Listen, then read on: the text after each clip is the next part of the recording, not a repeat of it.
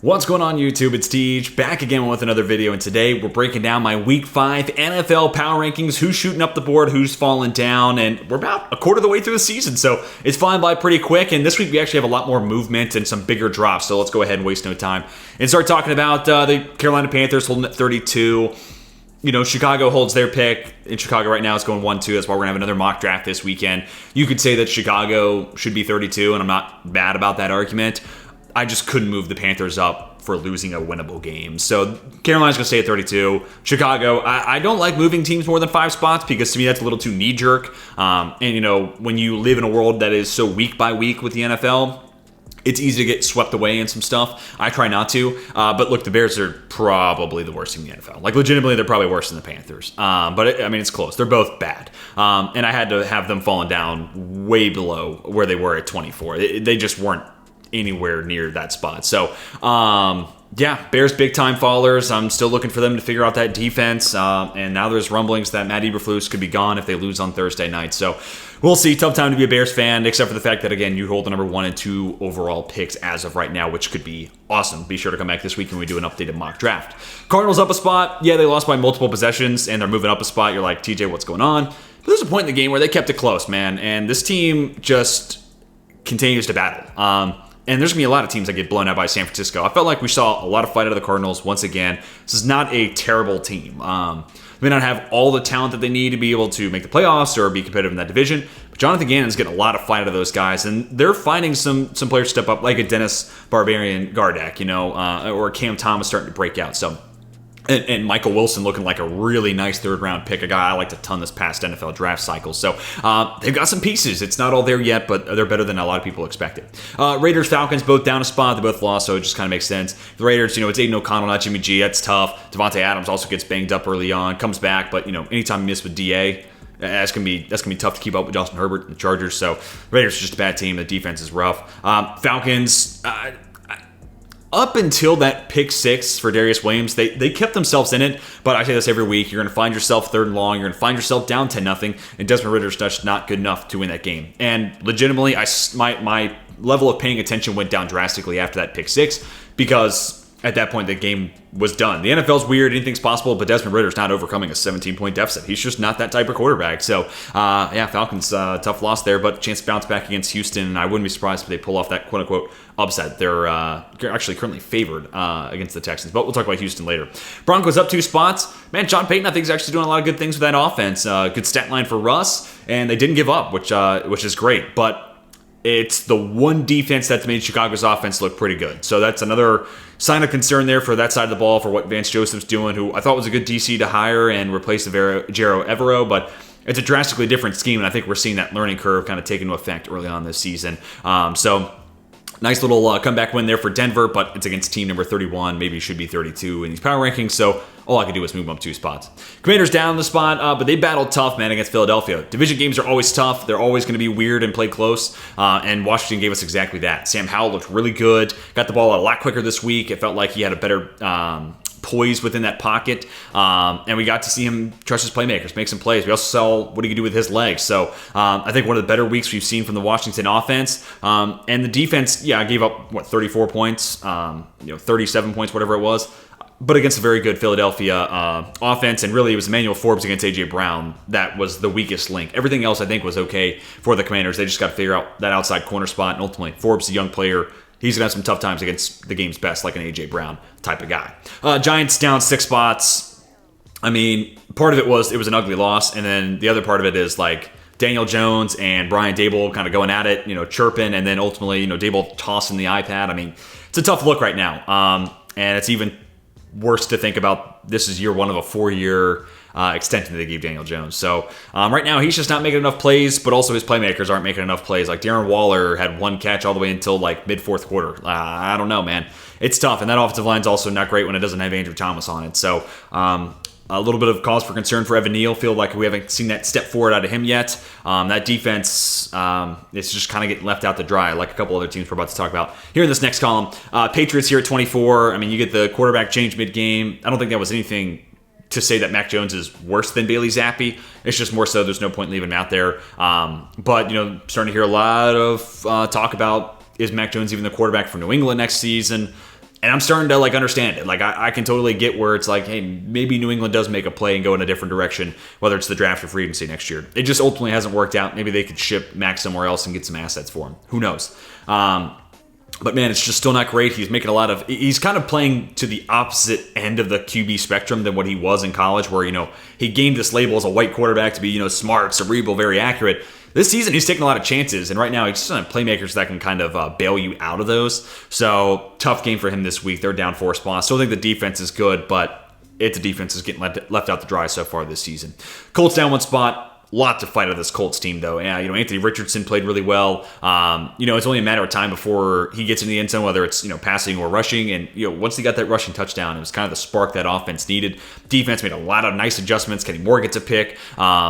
And, it's kind of a matter of time before Stafford eventually kind of gives you one, and the Colts seize that opportunity, got themselves back into this one. They do lose, but for a team that I thought was going to be worse than what they actually are and are still in the middle of a rebuild process, they're battling hard. Them and the Cardinals are showing a lot of encouraging signs moving forward for these two franchises, and obviously both the two guys hired off the Philadelphia Eagles coaching staff, which makes for a fun story. Steelers down 6 spots, and I moved the Texans up 9.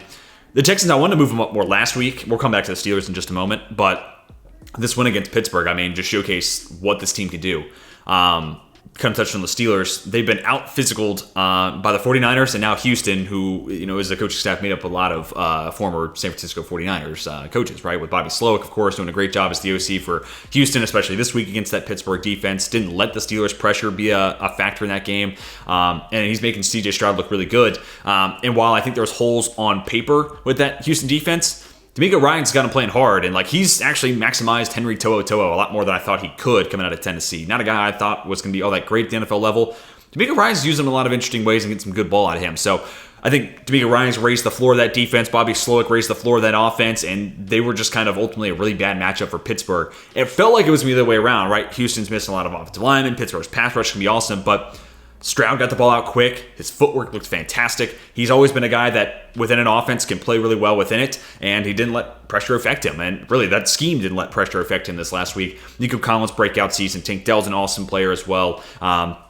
Just a really nice showing. So Houston moving up 9 spots is part of a factor that I wanted to move them up more last week, and then ultimately this week was just kind of to prove it. Hey, this team is better than what I think preseason expectations were, and I said this is a team that's going to get better week over week. So I'm excited to see where they go moving forward. Interesting matchup because I still think they're a little weak against the run. Given they play Atlanta this week, this will be a good test to see where that run defense is at. For Pittsburgh, how many weeks can I talk about Matt Canada being an absolute joke of an OC?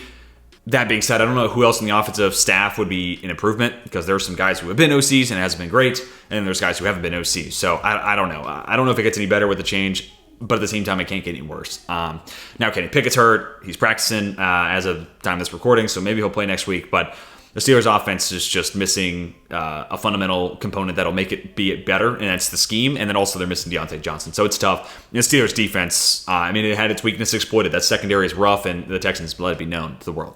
Buccaneers up 6 spots. Hey, this team's 3-1 and leading the division. I got to show some respect here. The defense is really good. They're getting some good play out of Shaq Barrett, plus a little bit of a step forward from Joe Tryon-Shoyinka, so it feels like that edge tandem has been as good as it's been since the Super Bowl run.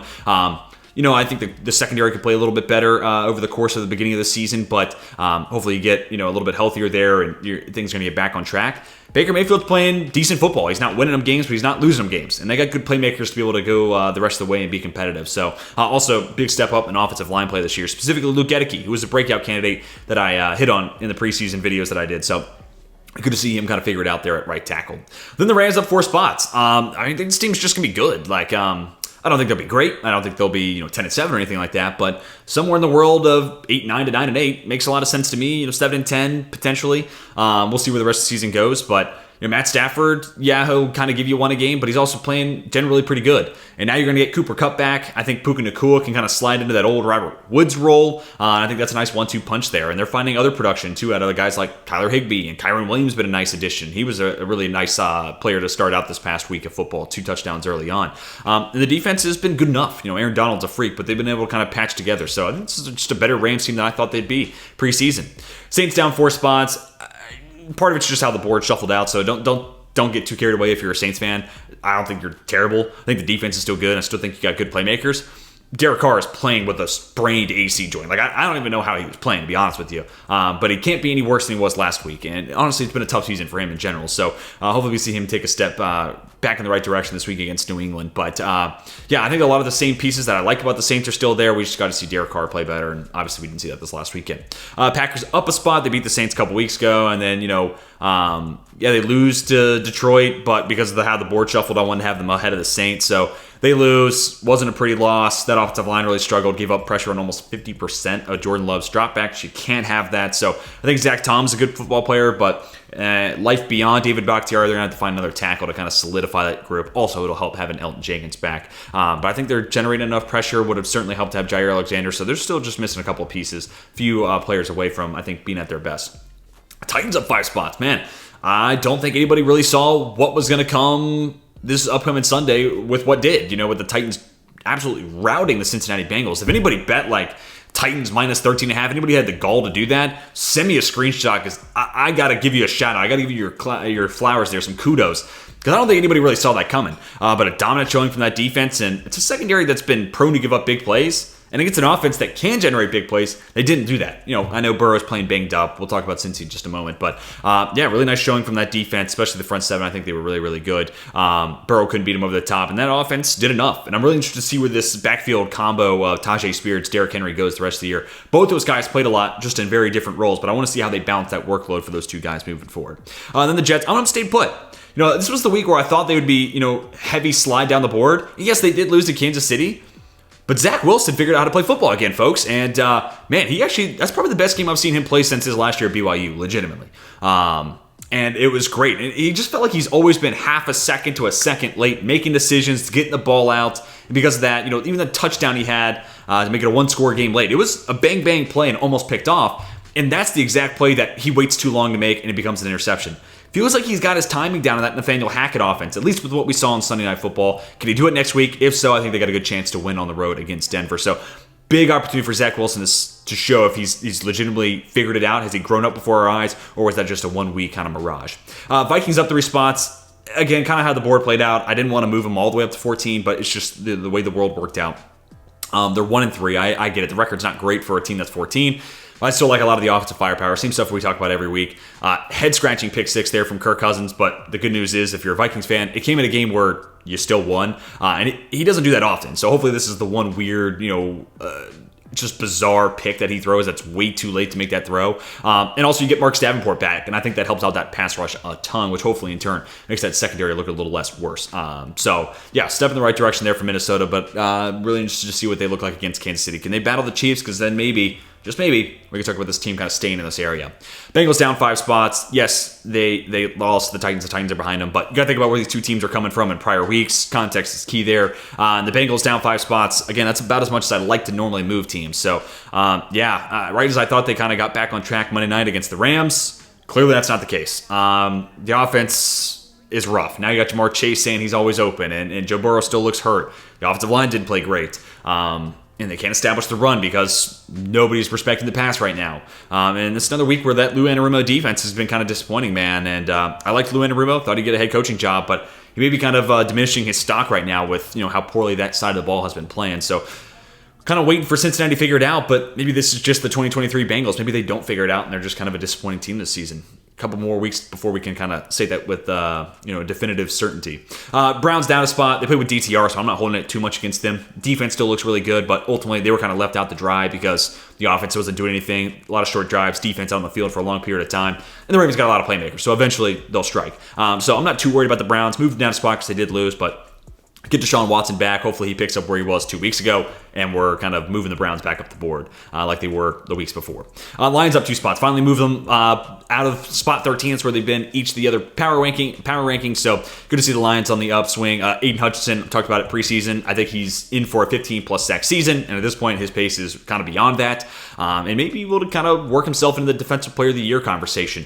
And we still haven't even seen Emmanuel Mosley, and Chauncey Gardner-Johnson's on IR. Like, that pass rush is really going a long way to make sure that secondary doesn't get exposed. Not that I think it would, but They did a lot in the free agency period and specific to kind of raise the floor of that unit, so I'm not worried about it per se, but that pass rush is making it a non-issue one way or another. And also, Ali McNeil, breakout season, another guy I talked about as a breakout candidate, and I liked him a ton coming out of NC State. Now we're really seeing the best of his game so far, and the offense is clicking, man. They scored in their first 3 drives. Ben Johnson, hard to believe he's not going to be a head coach sometime next year. That offense is absolutely clicking with him at the helm. Let me get the Chargers up 2 spots.